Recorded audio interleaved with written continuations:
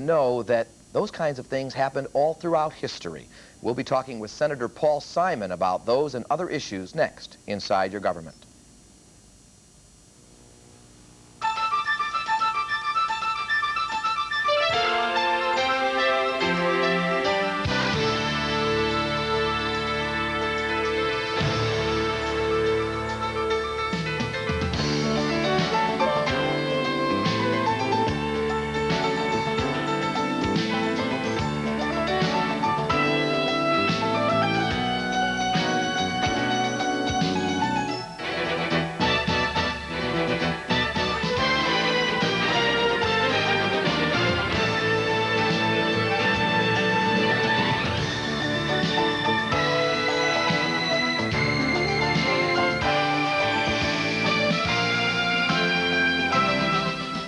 Good evening and welcome to Inside Your Government. I'm Paul Lisnek.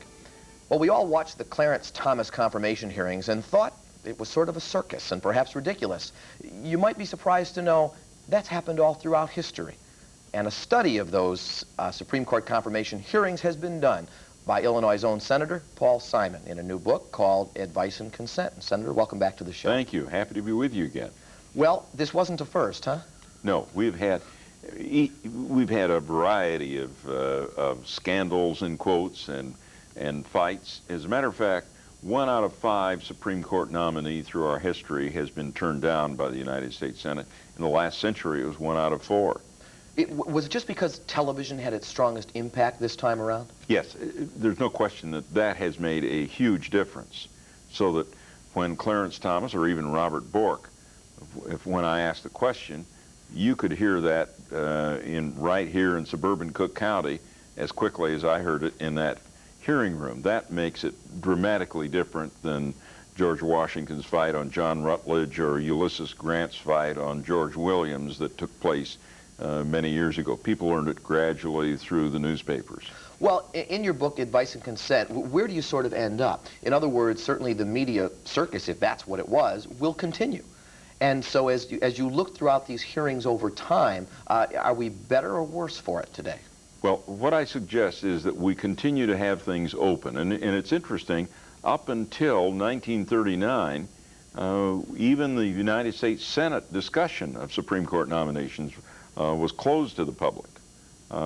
In doing research on my book, I asked for the Judiciary Committee hearings from when Ulysses S. Grant had his fight on the Chief Justiceship. I was surprised to learn the first person who had ever asked for the Judiciary Committee notes. And so we went through, my wife and I went through these handwritten notes from the Judiciary Committee of many years ago. But the media has made it very different. And in my book, I conclude by saying both the President and the Senate can handle it better. And in the case of the Senate, I think it can handle it better by when there is a charge, then that charge ought to be dealt with in a closed hearing and then a report made to the public, not everything out on television. If I can use this example, suppose that we have another nominee and someone comes up and says 10 years ago this person embezzled $100,000. Do we immediately go on national television with that, or do we hold a closed hearing where senators, frankly, are trying to get the truth and not play to the television cameras? I think we're better off, when there is a serious charge like that, to hold it behind closed doors. But the other things, when we ask them what their views are on privacy or church-state relations or, all of these other things, those ought to be out in the public the way they are right now. Well, let's consider that for a moment, because a parallel may be the election going on between George Bush and Bill Clinton. And when there were disclosures of President Bush's supposed extramarital affair. Of course, the press had its own internal fight over that. And one of the issues, at least that one of the publishers of that material said was, hey, look, he's a leader of this land, and as a consequence, we have a right to know who he's sleeping with, who he's eating with, and what he had for dinner. Do you agree with that? And if so, wouldn't that apply over to somebody who will be on the highest court of the land? Well, I would partially disagree with it in that I don't think we ought to expect perfection from senators or presidents or presidential candidates or even TV talk show hosts. Well, we fall into that category. But I think that we ought to focus primarily on the issues and not, now you have to focus. But is that an issue, Senator? If somebody has something in their past like embezzlement 10 years ago? Yes, now that's a serious issue. But I think the question is how you handle it. Now, in the course of a campaign, if one of the candidates brings it out or the press brings it out, that's a very different thing. But in the case, for example, of Anita Hill's charge, that was given confidentially to the Judiciary Committee, and then we frankly did nothing with it, or the chairman of the committee did nothing with it anyway, until, well, what he did do was turn it over to the FBI and ask the FBI to make an investigation. At some point, the leak had, in fact, had there not been some sort of leak wherever that came from, that may not have come out. That is exactly the point. And my point is, rather than suppressing it, because it was given by Anita Hill on a confidential basis, what the committee should have done was to have a closed-door session taking a look at the FBI report, examining Anita Hill and Clarence Thomas on it, and then making a report to the public and to the Senate. Well, given that it all did come out, I think the public response to that would be, wait a minute, we do want to know about that. We've got a right to know.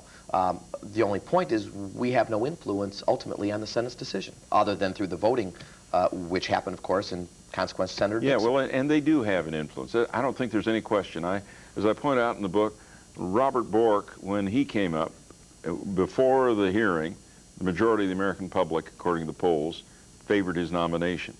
After he testified for a few days, the majority of the public changed their mind, and that had an influence on the Senate. I frankly think we have too many senators, and people in other positions also, who hold their finger to the wind and say, what is public opinion today? I think, but in the case of a charge, I think you don't ignore it, but you don't put a charge on national television if there is no substance to it. Now, in this case, and I have a chapter in the book on the question of who told the truth, I think there is ample evidence that there was substance to the charge. But I think initially we should have had it behind closed doors. Do you think that the Senate has a right to step in and question the president's selection of a Supreme Court justice? And by that I mean, there's some to say that if there's issues of this person's political bends or leaning in an abortion issue or anything else, it's really not. The Senate is there to, well, as you say, provide advice and consent. But the choice belongs to the president. No, the choice belongs to the president, but the phrase in the Constitution is advice and consent, not simply consent. It is very interesting. In 1787, when they wrote the Constitution, up until the last day of writing the Constitution, they had the Senate appointing the members of the Supreme Court, not the president. And then they said, well, let's work it out so that they work together on it. And when presidents have worked together with the Senate, and frankly not just with the Senate, but consulted people around the nation, then it has worked out well. If I can contrast how they handled it. George Bush, 5 days after a vacancy occurred, nominated Clarence Thomas and said he was the best person in the nation, submitted his name to the American Bar Association. Gerald Ford, another Republican president, consulted with a number of members of the Senate, consulted with people around the nation and asked who would be the best possible person to be on the Supreme Court. Then from all these names, he picked 20, submitted 20 names to the American Bar Association, and said, I'd like your evaluation on all 20. And then he made the final selection. And his nomination went through unanimously. Part of it was the way Bush handled it. That is exactly right. No question about it. Bush ignored the advice part, advice and consent. Well, taking the personality or character issues of Clarence Thomas out of it for a moment, which we have to because he's on the Supreme Court, one of the issues raised was that Thomas really didn't even have the intellectual capacity, whatever that means, to serve on the court. And those issues seem to never really come into the equation. Yes, I think that I voted against him for one job in the Senate when he was up for chairmanship of the Equal Employment Opportunities Commission. I voted for him for the appellate court, I think that he was, while he is not overwhelming in his intellectual capacities, I think he has the basic stuff to make a good Supreme Court justice in terms of intellectual capacity. I think his problem is more his attitude on fundamental issues, affirmative action, sympathy to those less fortunate. I think in those areas, I don't think he's qualified. But that's, you know, that's a philosophical judgment. I think that's really the problem with the Clarence Thomas nomination. Now, in your book, you talk about the fact that there was some validity to Anita Hill's charges, whatever that right. is, and so that would mean that Clarence Thomas, who said undeniably he denies every allegation, lied. I don't think there's any question about it, and I think that happened before the Anita Hill part of it. As I go through the book, there are other instances. For example, on the abortion issue, the Roe v. Wade decision, when he said he didn't remember discussing it and he had no opinion on it.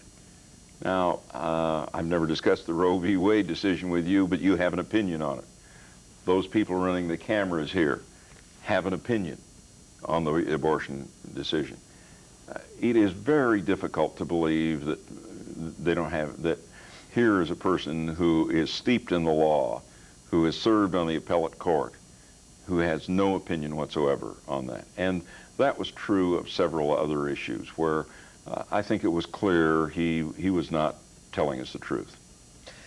And yet he was confirmed, and at least in one case here in Illinois, with regards to your colleague and unfortunately soon to be former colleague Alan Dixon, it cost him a job. Or that is, do you think that issue cost Dixon the election? Yes, I would go back and make one minor correction in what you had to say. When you say, yet he was confirmed, that is true, but when he went into the hearings, majority of the members of the Judiciary Committee were inclined to support him. But the vote, and this is before the Anita Hill portion of the hearing, the vote in the committee turned out 7-7 for him, and ultimately he was confirmed, as you say. But it was clear that members of the committee had real misgivings about Clarence Thomas's nomination before the Anita Hill matter came up. So were you surprised when Senator Dixon, a Democrat, stepped aside from your own position on the issue, and you were in the thick of things? Well, these are decisions. We all have to make judgment calls. I differed with Alan Dixon on that, though I supported him for the nomination for the Senate, and I am supporting Carol Mosley Braun right now. Alan Dixon and I didn't always vote the same. If Carol's elected, we won't always vote the same. You have to make judgment calls, and I respect those who differ with me on things. Do you think that was the downfall of Dixon, or were there other issues going on? Well, I think there were other issues that came out during the campaign, but I think if he had voted against Clarence Thomas, he would not have had opposition in the primary. I don't think there's any question that was the cause of the downfall of Alan Dixon in terms of his political downfall. Is there any sense of responsibility among the confirmation members of the Senate that you guys sort of single-handedly, if you will, triggered the Year of the Woman? Well, there's always responsibility. You know, there are always repercussions and things you do when you're in positions of leadership. But let me add, there were some positives that came out of all of this. One was, thanks to the courage of Anita Hill, we experienced a cultural earthquake on the whole question of sexual harassment. I have to say, as a man, I did not understand the dimensions of the problem before all of this occurred. I received literally hundreds of letters from women who had gone through similar experiences. I received a letter from a woman my wife and I have known for a number of years. She said, my husband and I have been married for 40 years. We were watching television, and all of a sudden I started sobbing, and he asked me what's wrong. And I told him what happened to me when I was 18 years old. Men have become more sensitized, and women are standing up. Women who up until this point thought themselves very alone and who had a combined feeling of guilt and anger about what had happened to them. Senator, I want to take a look. The book is Advice and Consent. We want to take a look at some other national issues with you when we come back after these words. Stay with us.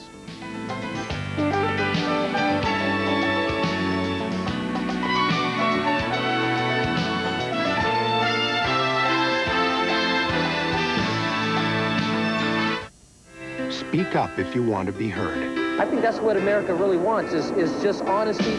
Your vote is your voice. I just think that somebody's got to stand up and somebody's got to take control. You can make a difference.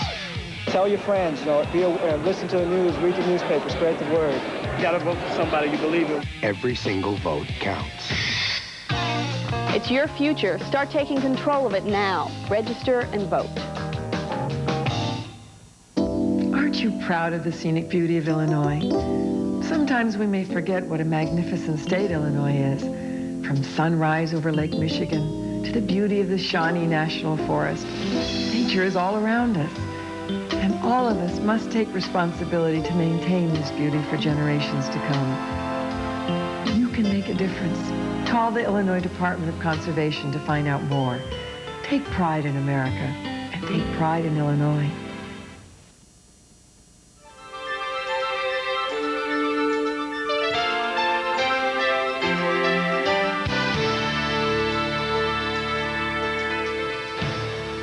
Welcome back to Inside Your Government, where we're talking with Senator Paul Simon, Democrat from Illinois, about the Clarence Thomas and Edie Hill hearings. And now let's turn to some other issues, Senator. We're in the middle of a presidential race, and some are claiming that this race between Bush and Clinton will be perhaps the dirtiest in history. Where do you see it going? Well, I hope that's not the case. I hope we focus on the real issues. There is a tendency in both parties from time to time to focus on non-issues. If I can use an example, the whole question of... Family values? Well, family values gets to be a little phony.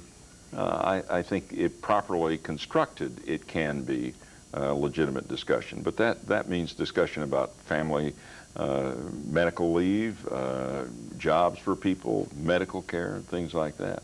But the whole religion factor, the fact that the Democratic Convention didn't use the word God in our platform.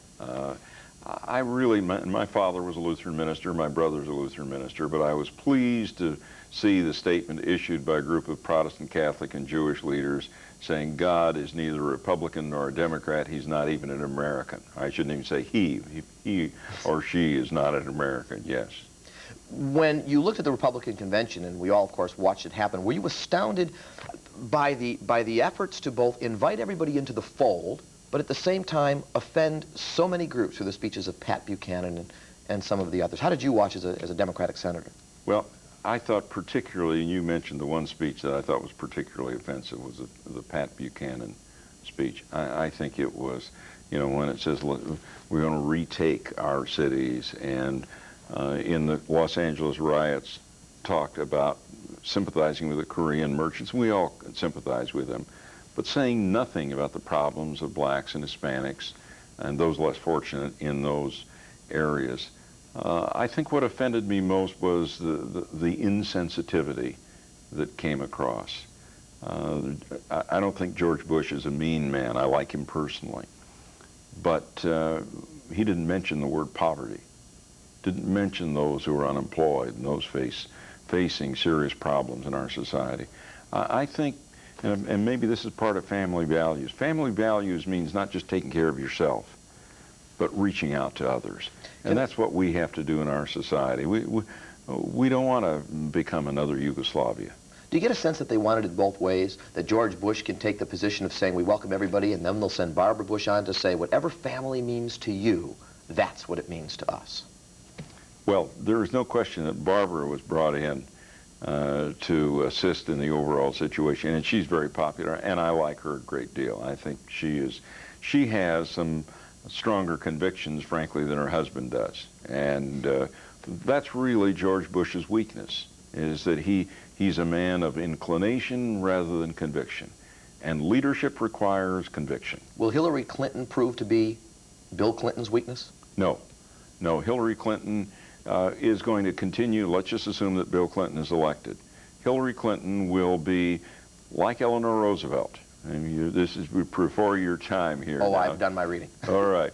But Eleanor Roosevelt was a person of some controversy, but contributed a great deal. And I think you'll see Hillary Clinton doing the same. I think she's going to be a great asset to the president if Bill is elected president. But she challenges tradition, doesn't she? She challenges tradition, but Eleanor Roosevelt challenged tradition. Eleanor Roosevelt reached out to minority community. She went down in coal mines and talked about the plight of coal miners. She helped to lead the nation to understanding the plight of those less fortunate. Would Hillary Clinton be advised by you to tie herself to Eleanor Roosevelt in her efforts? Would that help her today? Oh, no, I would just advise Hillary, and she doesn't need my advice, first of all, but just to be herself. Her instincts are good. What do you think of George Bush's tie to Harry Truman? And in fact, in a recent article by Truman's daughter, who used the proverbial phrase by now from Senator Benson, George Bush, you're no Harry Truman. Yeah. Well, he is not. Harry Truman was a person of very strong convictions. George Bush is a person almost without convictions. That's a little too categorical, but that's his real weakness. Harry Truman got into political trouble because his convictions were so strong, and he just moved ahead. But as we look back, history is very generous to Harry Truman. He turned out to be one of our better presidents. And you can fault some of the things that he did, but overall, it was a great record. This seems to be an election of fears. That is to say, people probably feel a lot more comfortable with Bush on a foreign policy basis than they do with Bill Clinton, but at the same time, they look ahead and feel that Bush has no sight for what's happening domestically. How do you think that'll weigh out come November? I think domestic politics tends to dominate, though I would differ with those who are quite so satisfied with George Bush on foreign policy. I think we have been too inclined to cozy up to dictators, and that is true. Saddam Hussein is a prime example, but I would say Assad in Syria, I would say the leaders in China, where we should have been out there leading and saying what's going on at Tiananmen Square is wrong. We're on the side of the students who favor freedom. I remember right after it happened, I spoke to a group of several thousand Chinese students at Grant Park. We should have had the President of the United States out there leading on that. We shouldn't hesitate to stand for freedom. Look, Iraq, let me give you another illustration, and I've talked to Jim Baker a couple of times on this.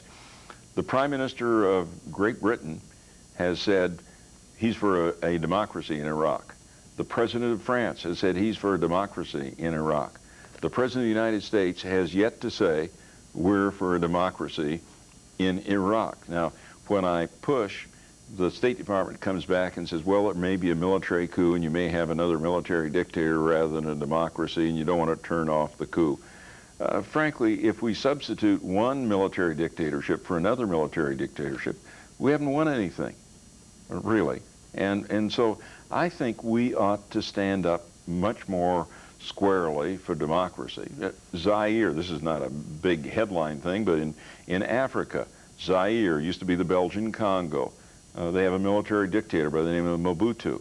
The people are, clearly massive public unrest, huge amount of corruption. We ought to be saying much more clearly, we're for democracy in Zaire. We're not doing it. Well, President is strong as those who surround him, so Jim Baker assists him in making that policy, and now Baker gets brought in to be domestic. Can he turn this election around? Does Baker have the influence to do it? Well, I don't know that Baker has the influence to do it. I think his political instincts are pretty good. I like Jim Baker, incidentally. I think fundamentally he did a pretty good job in foreign affairs. Jim Baker did. I think the shots were called by the president. In the case of Mobutu, for example, I remember calling Sam Skinner and saying, Mobutu, the people in Zaire say the United States is siding with the dictator against the people. We ought to be doing something. And Sam Skinner made clear that the president felt that Mobutu was with us when we were in the Cold War against the Soviet Union. Don't turn your back on your friends. And I said, Sam, it's like someone who helped Bush in a presidential election and you put them on the White House staff and they embezzle funds. You don't say, oh, they were with us when it counted. You get rid of them. Well, that sounds actually like the Bush philosophy, one of loyalty. And that's always going to carry through. Let me ask you, back in the domestic world, was it a mistake keeping Dan Quayle on the ticket? He seemed to be sort of damned if he did and damned if he didn't. I think the mistake was putting Dan Quayle on the ticket in the first place. But he did it, and then the issue is, should he live with it in 1992? Well, I think you really have to, a president ought to say, who would be the best possible person to become president if something happened to me. And I think, and I like Dan Quayle personally. We served in the Senate and the House together. But I don't think he would make a strong president. I don't think he would be a good president. Now, he's been worked on, obviously. I mean, Dan Quayle knows how to deal with the media quite a bit better than he did 4 years ago. And in watching him recently on some of the news shows on television, he almost doesn't let questions get in. He's got his position to state. He's the bulldog he claimed to be. What's your impression of how the American public is going to react to that over time? Well, all I can do is go by polls. And the polls show that 23% of the American public believe Dan Quayle is qualified to be president if there's an emergency. 69% believe that Al Gore is qualified to be president. And I think a better judgment would be in the United States Senate. If you were to take a secret poll in the United States Senate as to which one of the two is better equipped to take over the presidency in an emergency, I don't think there's any question Al Gore wins that vote. Though, would you suggest the American public doesn't need to get to that issue? The real question is, who do you want to be president, George Bush or Bill Clinton? Yes, but I think we also ought to be thinking about these other things. Now, what the Dan Quayle candidacy makes clear is who you pick for vice president probably doesn't make very much difference in terms of an election. But we ought to be thinking about who will be there in an emergency, because 1 out of 3 vice presidents have become president. We ought to be thinking about who's going to be appointed to the United States Supreme Court. We ought to be, these things that are not the obvious things ought to be under consideration in an election. Will Ross Perot's presence on the ballot still have any effect? It could. It could in certain key states. How about Illinois? Illinois, my guess is that it won't, but if it is a very close election, it could. And Illinois tends to have close elections. In Texas, for example, I think there it might very well be decisive. But, and Texas is a state with a lot of electoral votes. I think in part it depends on how Ross Perot conducts himself between now and then. It is fairly clear Ross Perot has some regrets for having pulled out so abruptly, and now he's trying to put his toe back in the water, but you can't withdraw and jump back in and be a credible candidate. Well, the Republicans already have tabbed him as Ross Who, so they're pretty much putting the wall up to keep him out. Well, but he's going to be on the ballot in 38 or more states, so that if he draws a significant amount, he could be a factor. John Anderson, as a third-party candidate, drew about 6% of the vote nationally. Now, as it turned out, that in that election, it didn't make that much difference. In a very tight election, and this could turn out to be a tight election before it's over, Ross Perot's presence could make a difference in key states. They say as Illinois goes, so goes the country. Which way do you think Illinois will eventually go? Can Edgar deliver as Jim Thompson did? Well, I don't think Jim Thompson really delivered. And I don't mean that disrespectfully to Jim, but I don't think that a governor or a senator or anyone else can deliver. Yes, they endorse, they help. I endorse, I help. But the public today, they watch that television tube, they read the newspapers, they make their own judgment.